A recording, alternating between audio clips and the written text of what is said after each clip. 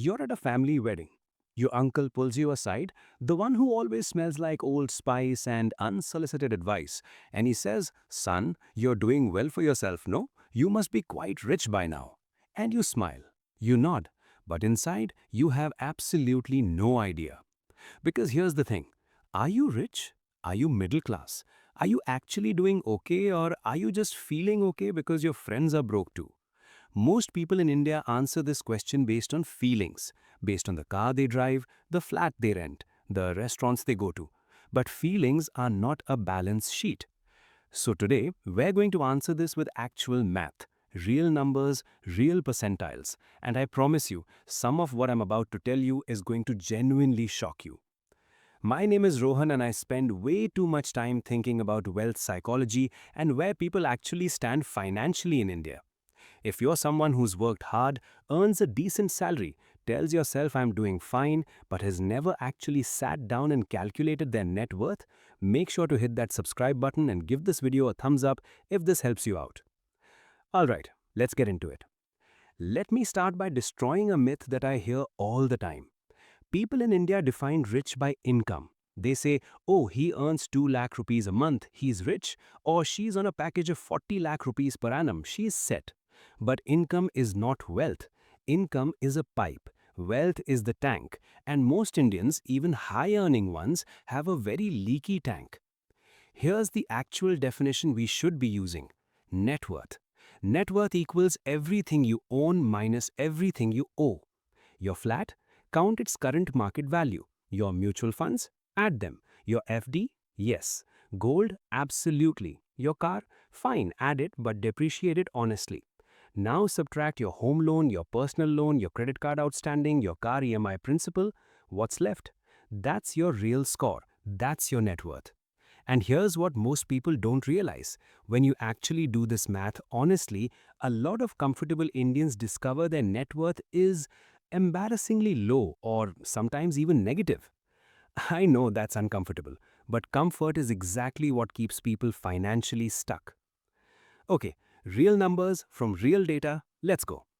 I am pulling this from two sources, the World Inequality Lab's 2024 report on India put together by economists including Thomas Piketty and Lucas Chancel, and the UBS Global Wealth Report 2024 adjusted for India's approximately 7% wealth growth in 2024 to 26. This is the most current data we have. Here's the picture. The bottom 50%. The bottom 50% of Indians, that's roughly 70 crore people, collectively hold approximately 6% of the country's total wealth. In rupee terms, the median net worth of someone in the bottom half of India is roughly 1 to 2.8 lakh rupees. That is barely 1 month's rent in Mumbai.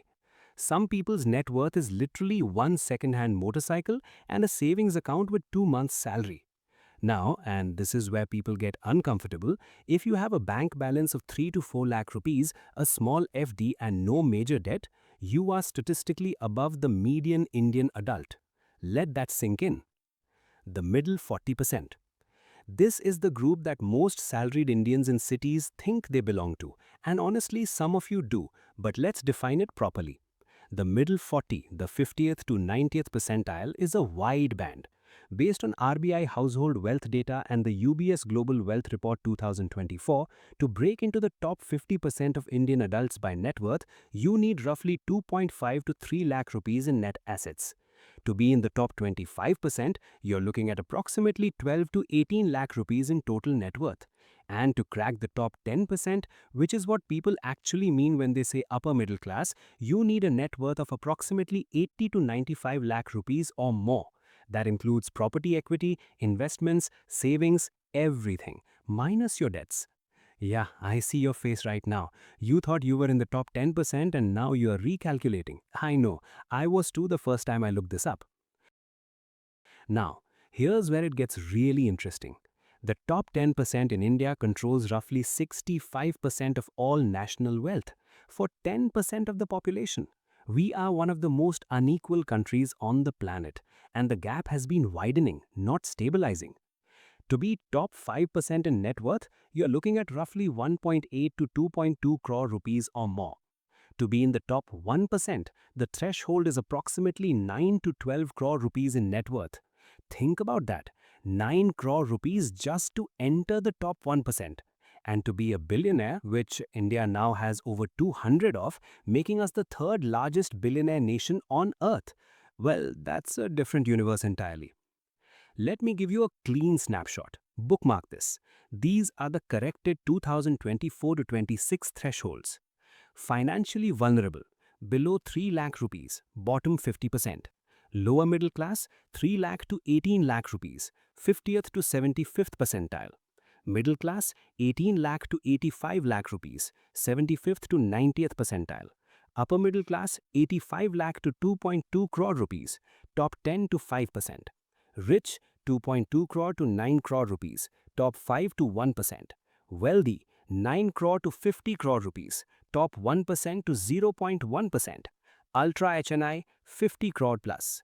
The average per capita income in India, by the way, according to the World Bank 2024 data, it's approximately 7.3 to 8 lakh rupees per year on a purchasing power parity basis, projected to touch 8.5 lakh rupees PPP with India's 6.5% growth in 2025 to 26.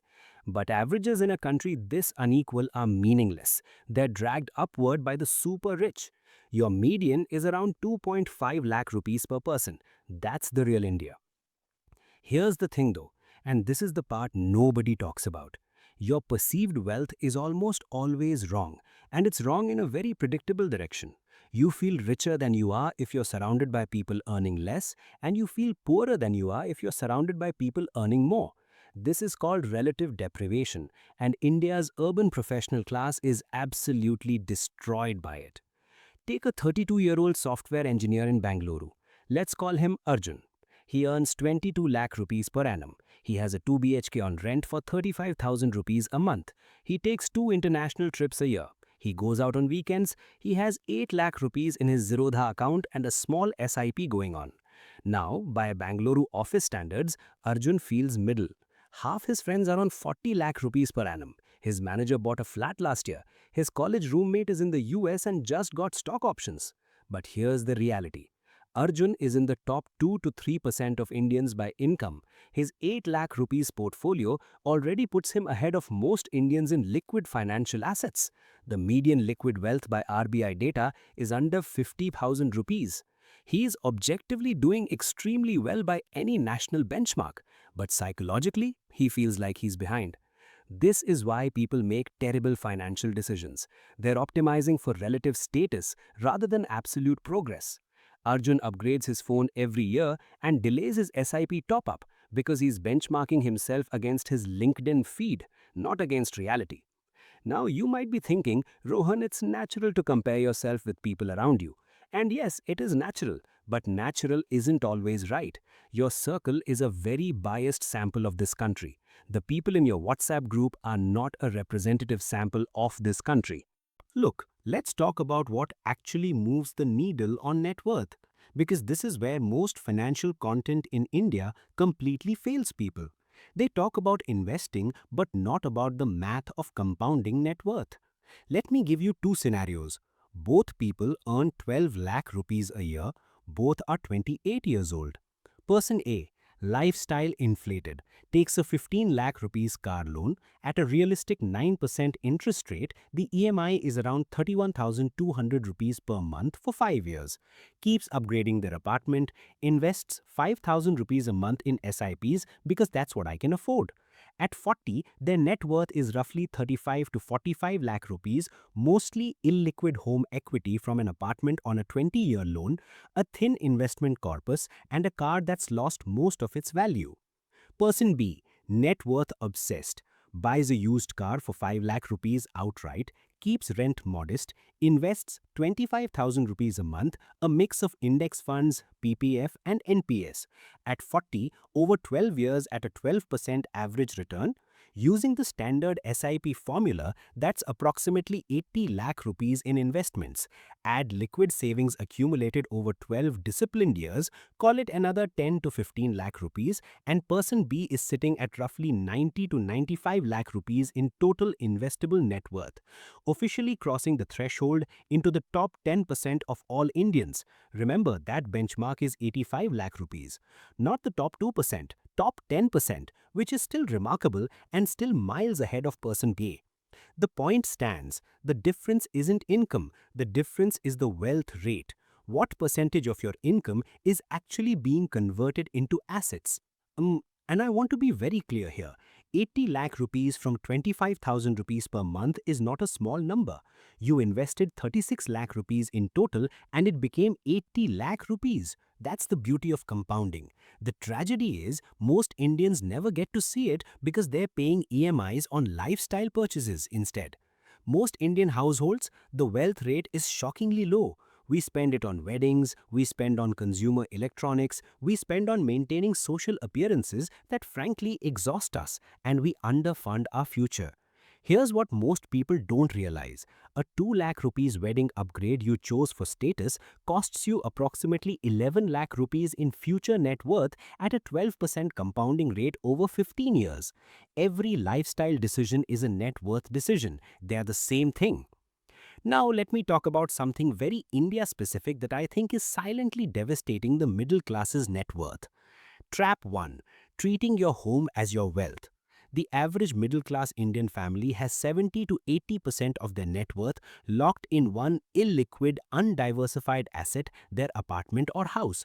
The RBI Household Finance Committee's data is very clear on this, and they feel wealthy because of it. But home equity that you can't access, can't sell without moving your family, and generates maybe 2 to 3% in rental yield if you even rent it out, is not the same as real investable wealth. You can't retire in the flat you live in. Trap 2. Gold over equity.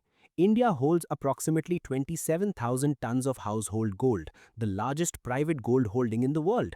And yes, gold has its place, but if your family's investment strategy is buying gold jewelry for weddings, understand that you're paying 10 to 15% making charges upfront on an asset with a historical CAGR of around 9.2%, meaning after those charges, your effective return in the early years is actually closer to 7 to 8%.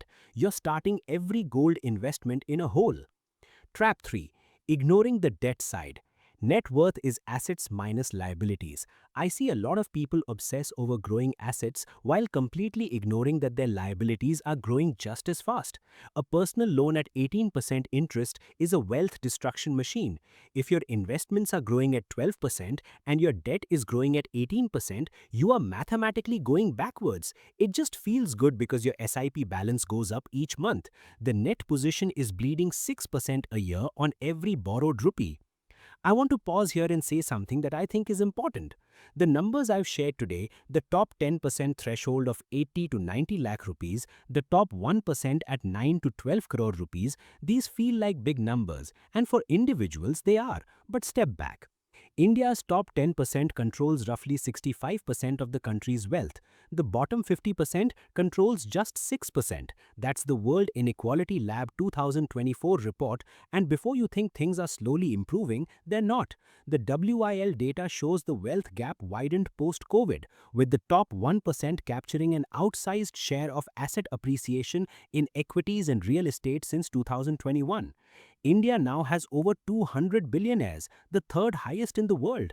Meanwhile, the bottom half of the country, 700 million people, share a smaller slice of national wealth than just the top 10 families hold. I'm not saying this to make you feel guilty. I'm saying this because context matters. When you ask, "Am I rich?" the honest answer depends on whether you're asking within your social circle, within India, or within the world. Within your Bangalore office, maybe you're average. Within India as a whole, if you're watching this video, own a smartphone, have an internet connection, and have any savings at all, statistically, you're already significantly ahead of most of your fellow citizens. That's not a reason to be complacent, it's a reason to be grateful and to stop making financial decisions based on comparison with people who are in a completely different stratosphere. Alright, enough data. Here's what you actually do with all of this. Step 1. Calculate your actual net worth today, right now. Open a spreadsheet, list every asset with its realistic current market value. List every debt with its exact outstanding balance. Subtract. Whatever the number is, that is your starting point. No judgment, no rounding, just the truth. Step 2. Know your percentile. Use the table I showed you. Are you in the bottom 50%, middle 40%, top 10%? And be honest. A lot of you will discover your net worth includes a lot of illiquid property that you can't easily convert to financial security. Note that separately. Your liquid investable net worth matters as much as your total. Step 3. Calculate your wealth rate.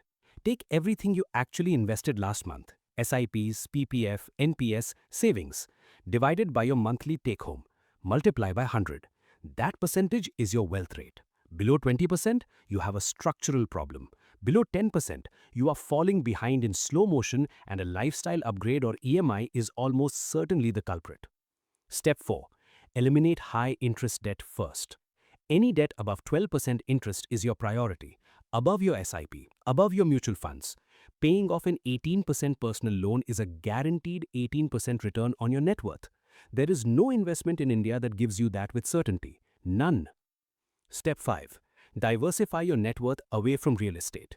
If more than 60% of your net worth is in one property, your risk is concentrated and your cash flow is zero.